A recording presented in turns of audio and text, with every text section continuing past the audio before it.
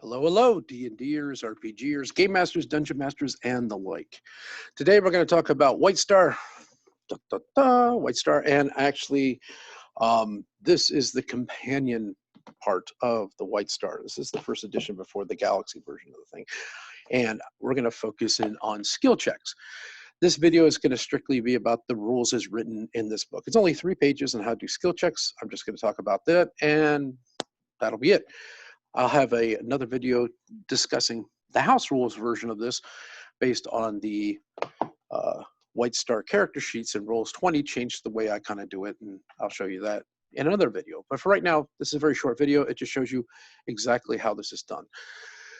So if you go to drduick.com and you click on the icosahedron, you're going to come into my webpage based for D&D. If you hit the Sci-Fi RPG, and I'm going to go here, there's an area called skill checks underneath White Star. So if I click on this, and if you want to follow along and look at these things as you go to reference for yourself or for your group, if you decide to play this game, this is a nice little add-on. You can show it, and you don't have to watch my video. It could be your voice talking about all this, right?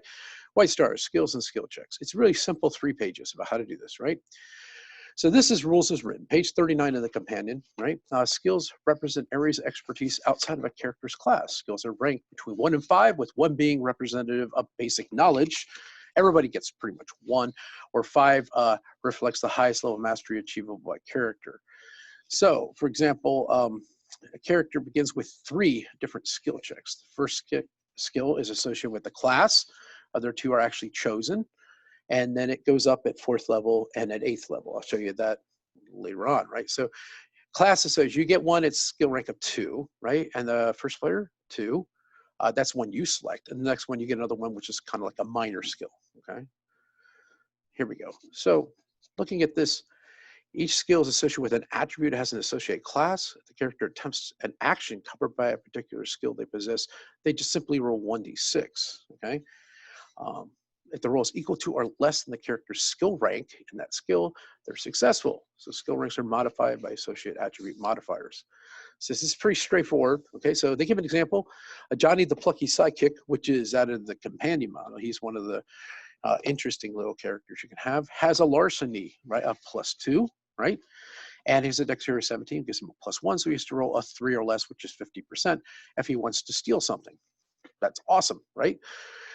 That's really simple, very easy to do, okay? So these are the different skills, okay?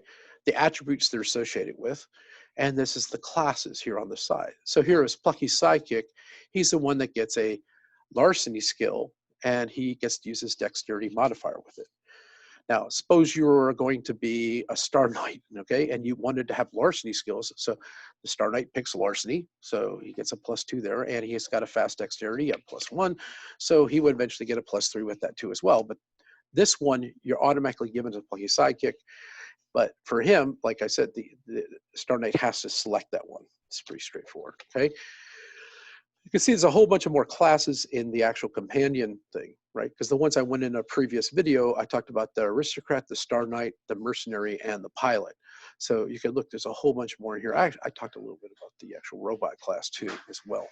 So let's take a look at the actual skill descriptions, okay? So athletics is anything, a feat of prowess or physical prowess, right? Acrobat, strength, everything you want. So it's not used to dodge attacks. That would be dexterity. Okay, so you can't have an effect on your armor class. Interaction, I say, is diplomacy, negotiating, marketing, intimidation, or lying. That's one of my favorite ones that characters try to do when they're trying to steal cargo or something like that. So this is really nice. Okay. Knowledge. So a lot of times they'll go somewhere and they're trying to find, well, I have to find a dealer to actually sell these, data drives. Things you want to do, like finding a which interstellar pawn shop, I guess you might say, try to find out how to do it. That would be a knowledge check to get you through those type of things, right? It doesn't include medicine or technology. They're separate. Larceny, I think, stealing, that's pretty easy, right? Great one. And disarming traps are in here too as well. Medicine, when you're using med kits, you get a +2 hit points when using one because you have a medicine skill, right? Navigation, there's always someone that picks that because they're always scared. It'd be a nice thing to have, just make sure, right? Navigation works great for anything, okay? And so that's one that's often very picked. I mean, I was often picked in my group. A lot of people pick that one, especially when flying a ship or moving about. Survival, if you're out in some kind of harsh environment, how do you find water? How do you find shelter? How do you find things like that? That's nice to have, especially one person. So the idea is when you have a party, like anything, you try to make there's a lot of variance in your characters in case something happens. Someone's going to be there to say, I know how to find what's the coolest spot to walk in the like they were in a desert environment, and then one of them was saying, was there any way we can get around this thing without being baked at, let's say, 45 degrees Celsius, whatever it was I was using. And I said, well, do you have okay, we found out that if we move this direction based on air currents, and it's fun. You just figure this out. And technology, which is a real nice one. This is one that's often picked for doing anything. Faster energy, engines, robotics, and all that stuff. This is often picked. Someone has to have the technology thing. And I'll show you an example in my other video on how technology is used for hacking doors and stuff. So this is your bumps. So at 4th level, you get a new skill at rank 1 or improve any skill you have by +1. So, and level 8, the same thing happens, okay? For some of my characters, I'm not going to get into the house rules things. Characters might pick one skill, and they say, well, can I pick that skill again and get another +2 on it?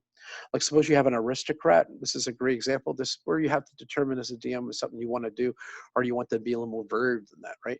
So aristocrats get a +2 on interaction, right? And they might say, well, I want to also pick interaction. That gives them a +4, and they got a +1 on their charisma. So now it's a +5 for anything that has to do with interaction. That's your choice. It makes a one-dimensional character. So if anything else comes up, they're not going to give a lot of tools in the toolbox for different situations that might occur. I mean, someone might not be picking survival, and you're in a situation. Well, why'd you pick all the charisma? You can't negotiate with a rock or a cactus, and you can have these discussions. But this pretty much covers what you need to know for skill checks in White Star. In my next video, if you care to watch it, it talks about why I changed it a little bit. It was based on the Roll20 character sheet, which I kind of go into some detail. So with that, I thank you for listening, and I want you to have a great day. Okay, bye.